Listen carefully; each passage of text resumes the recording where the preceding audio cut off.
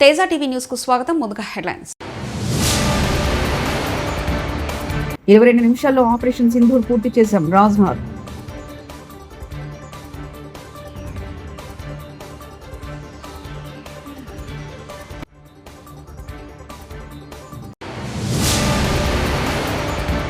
సింగపూర్తో కొత్త అధ్యాయానికి శ్రీకారం. సీఎం చంద్రబాబు.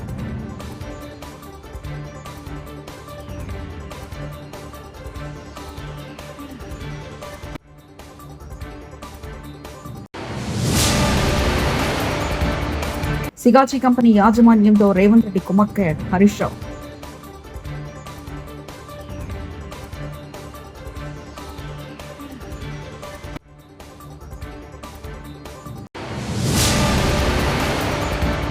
ఫోన్ ట్యాపింగ్ కేసులో ప్రవీణ్ కుమార్ యూటర్న్.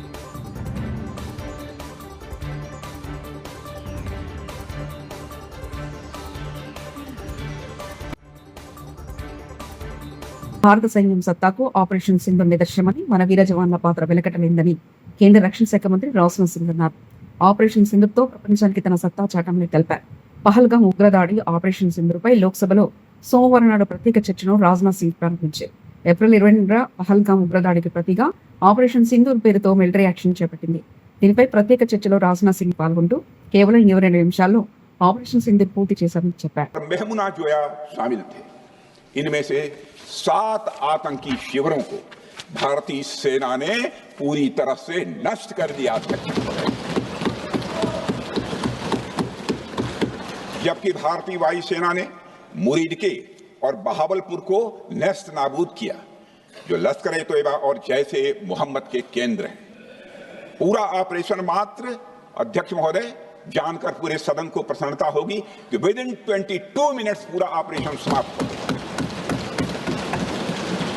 और हमने आतंकवादियों को उनके घर में घुसकर मारा। सशस्त्र बलों ने हमारी माताओं और बहनों के सिंदूर का बदला लिया और प्रत्येक भारतीय इस भावना से ओत प्रोत हो गया। अध्यक्ष महोदय, मैं चाहूंगा कि पूरा सदन एक बार हमारे सेना के बहादुर जवानों के शौर्य और पराक्रम का। अध्यक्ष महोदय, यह सिंदूर की लाली शौर्य की कहानी है। यह सिंदूर की लाली शौर्य की कहानी है, भारत के मस्तक पर वीरता की निशानी है।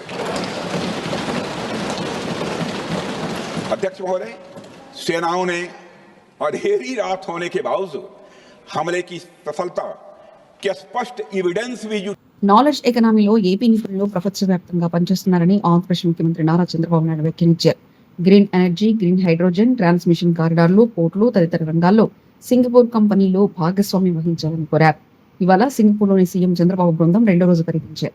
సింగపూర్ మంత్రి టాన్ సీ లంగ్తో సీఎం చంద్రబాబు భేటీ అయ్యారు. ఈ సమావేశానికి మంత్రులు నారా లోకేష్, నారాయణ, టీజీ భరత్ ఉన్నతాధికారులు హాజరయ్యారు. గత జగన్ ప్రభుత్వ హయాంలో సింగపూర్ కంపెనీ ఎదుర్కొంటున్న ఇబ్బందులు, వాటిని పరిష్కరించే అంశంపై మంత్రి టాన్ సీ లంగ్తో సీఎం చర్చించారు. రికార్డును సెట్ చేసేందుకు సింగపూర్ వచ్చానని స్పష్టం చేశారు. నగరంలోని సృష్టి ఫెర్టిలిటీ సెంటర్లో అక్రమాలు బయటపడుతున్నాయి. హైదరాబాద్ చెందిన ఓ జంట ఫిర్యాదుతో సృష్టి ఫెర్టిలిటీ సెంటర్ అక్రమాల డొంక కదిలింది. విశాఖపట్నంలో గత 2 ఏళ్లుగా రహస్యంగా సృష్టి ఫెర్టిలిటీ సెంటర్ ను ఓ డాక్టర్ నడుపుతున్నారు. హైదరాబాద్ చెందిన మహిళ విశాఖలో చికిత్స పొందినట్లు అనుమానాలు వ్యక్తమవుతున్నాయి. విశాఖ సృష్టి ఫెర్టిలిటీ సెంటర్ లో మహిళలకు వైద్యం చేసినట్లు అనేక అనుమానాలు వస్తున్నాయి. రేవంత్ రెడ్డి డార్క్ వెబ్ లో టూల్స్ కొన్ని తీసుకుని సొంత మద్దతులో ఫోన్లు ప్రతిపక్ష నేతలు ట్యాప్ చేస్తున్నారు.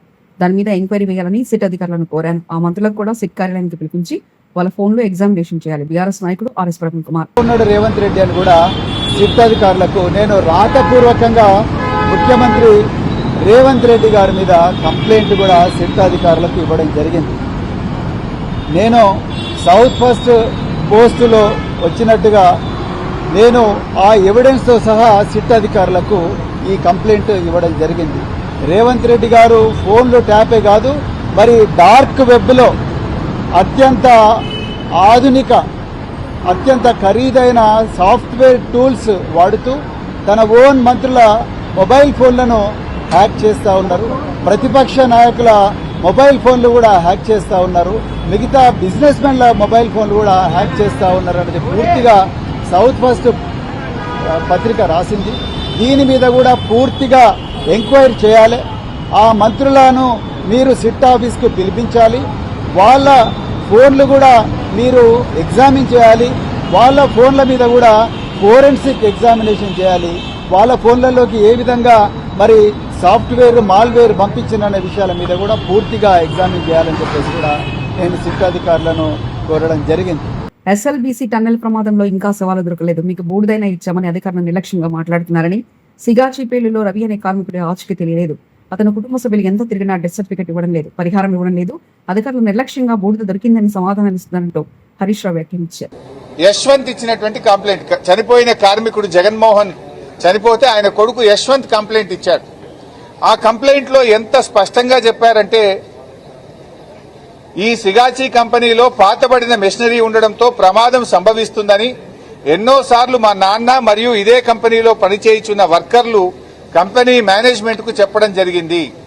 అయినా మేనేజ్మెంట్ ఉద్దేశపూర్వకంగా కావాలని అదే పాతబడిన మెషినరీలతో పనిచేయించారు. ఇలాగా పనిచేస్తే చాలా ప్రాణ నష్టం జరుగుతుందని మరియు తీవ్రమైన హాని కలిగే అవకాశం ఉన్నదని మా కుటుంబ సభ్యులకు నాన్న చెప్పుతూ చాలాసార్లు బాధపడేవాడు అని ఇంత స్పష్టంగా కంప్లైంట్ ఉంది. ఈ కంప్లైంట్ మీదనే ఎఫ్ఐఆర్ అయింది. ఇందులో యాజమాన్యం నిర్లక్ష్యం ఉంది. పాత మిషనరీతో పనిచేయడం వల్ల ఈ సంఘటన జరిగింది అంటే ఇంతవరకు యాజమాన్యం మీద కేసు పెట్టలే.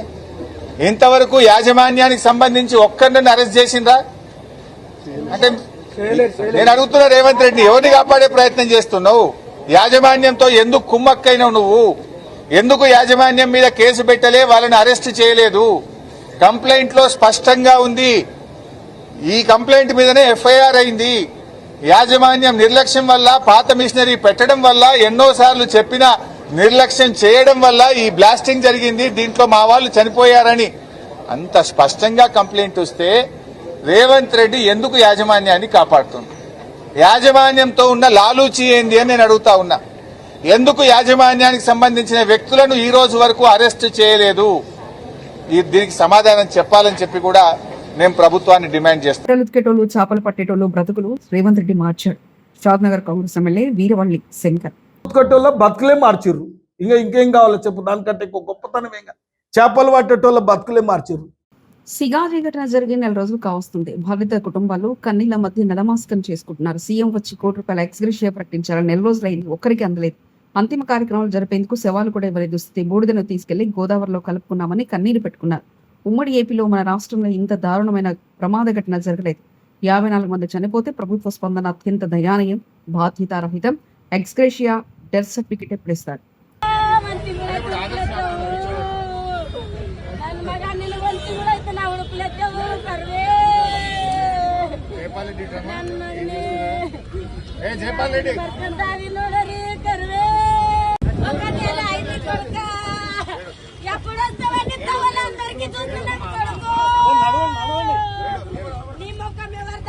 కనిపించది జంటిన కుటుంబాలకు వెంటనే ₹1 చెల్లించాలి.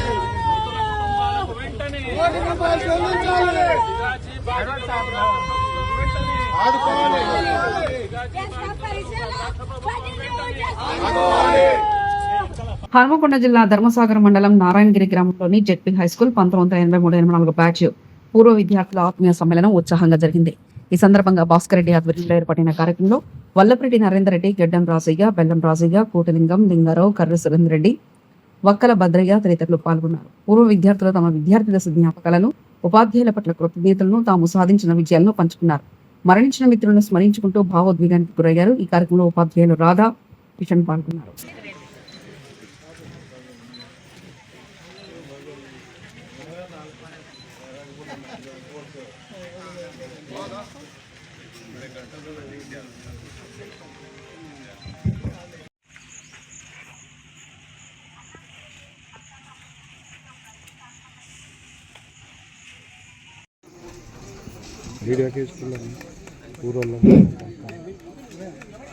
బహుకరించవలసిందిగా మిత్రుల్ని విజ్ఞప్తి చేస్తున్నా.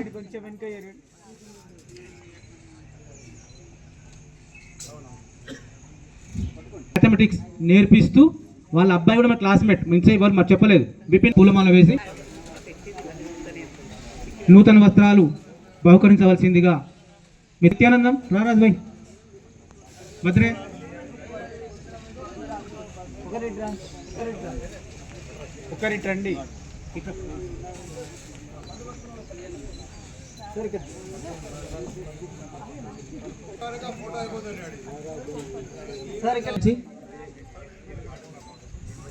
నూతన వస్త్రాలను బహుమతిగా అందించాల్సిందిగా చిరు జ్ఞాపికగా స్వీకరించవలసిందిగా విజ్ఞప్తి చేస్తున్నాం.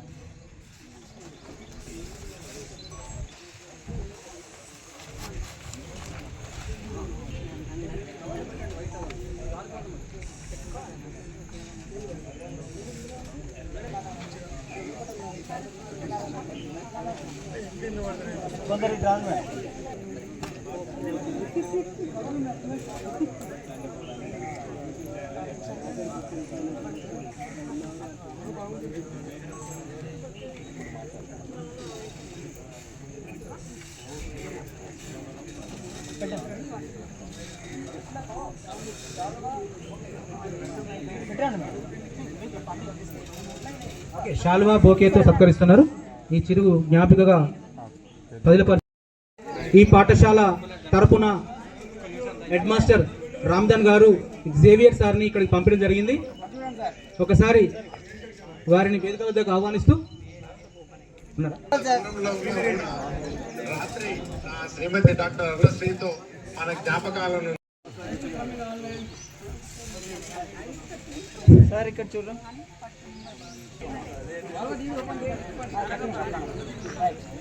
సార్ ఇక్కడ చూడు మేడం, ఇక్కడ చూడు. గురజాడ స్మారక జిల్లా కేంద్ర గ్రంథాలయంలో ఆదివారం రాత్రి విజయభవన్ ఆధ్వర్యంలో 551వ సాహిత్య సభ త్యాగధనుడు లక్ష్మణుడు జరిగింది. శ్రీనాథవర్ధిని సంగీత విద్యాలయం అధ్యక్షులు కందాల అండాల్ పద్మప్రియ సభాధ్యక్షత వహించారు. సంస్థ సహాయ కార్యదర్శి శ్రీశారగ్రామ్ సమ్మానకర్తగా వ్యవహరించారు. ఈరోజు ఈ సన్మాన కార్యక్రమంలో పాల్గొన్నాను. అమ్మ తన స్పందనని పంపించింది. దాన్ని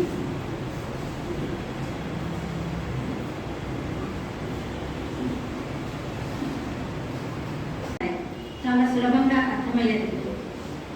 రచించింది కందాల వెంకటాచార్య గారు.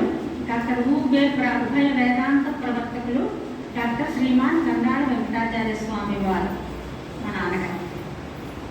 ఆయన తెలియని వాళ్ళు ఎవరు ఈ ఊరిలో లేరు. ఒకప్పుడు అసలు ఆయనే ఈ విజయనగరం అన్నట్టు అందరికీ తెలిసిన విషయమే ఉండేవారు. కేవలం రామాంజపురంలోనే కాదు, శంకర మఠంలో, దివ్యజ్ఞాన సమాజంలో, దివ్యచేతన సంఘంలో, కనిత పరమేశ్వరి కోవిల్లో, మహారాజగోపాల కోవిల్లో, తోటపాలెం కోవిల్లో, ఇలా అన్ని కోవిలలోనూ ఆయన ప్రవచనాలు కొనసాగుతూ ఉండే. తర్వాత ఎవరి గురించైనా గొప్పవాళ్ళు అనేది అక్కడ చెప్పక్కర్లేకుండానే తెలిసిపోతుంది. కానీ నాన్నగారు ఎప్పుడు రాసేది కావ్యం ఈ ఊరు వచ్చేది రాయలేదు. ఆయన మొట్టమొదటి కెరీర్ ప్రారంభంలో రాశారు. జడ్పీ హై స్కూల్లో. పట్టణంలోని గురజాడ స్మారక జిల్లా కేంద్ర గ్రంథాలయంలో విజయభవన్ ఆధ్వర్యంలో 551 సభ నిర్వహించారు. శ్రీనాథ వరరథని సంగీత విద్యాలయం అధ్యక్షులు కింద అండాల పద్మప్రియ అధ్యక్షులు జరిగిన కార్యక్రమంలో ఎన్విడిసి విశ్రాంతాధికారి కేవి హరిప్రియ వక్తగా పాల్గొని కీర్తిశేషులు కందాల వెంకటాచార్య రచించిన త్యాగధనులు కావ్యంలో త్యాగధనులు లక్ష్మణుడు అంశంపై ప్రసంగించారు. 22 నిమిషాల్లో ఆపరేషన్ సింధూర్ పూర్తి చేశాం రాజ్నాథ్.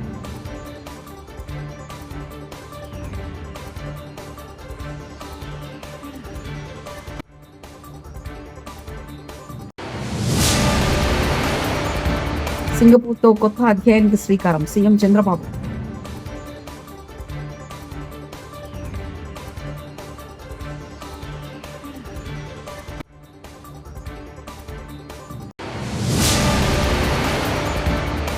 సిగాచి కంపెనీ యాజమాన్యంతో రేవంత్ రెడ్డి కుమ్మక్కయ్యాడు హరీష్ రావు.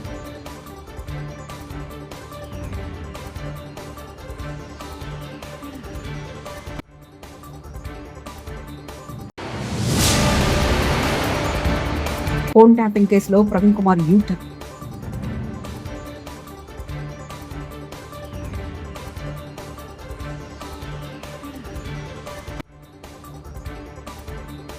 ఇవి బులెటిన్ విశేషాలు. చూస్తూనే ఉండండి తేజ టీవీ న్యూస్.